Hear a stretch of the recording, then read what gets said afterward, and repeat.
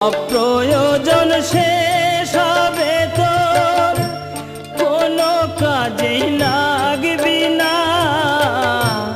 পুরাবে তোর জীবন খাতা, কোনো হিসাব থাকবে না। যেদিন যাবি শ্মশান ঘাটে, কলঙ্ক কেউ দেবে না। হিসাবের ফল শূন্য হবে, কিছুই যে তোর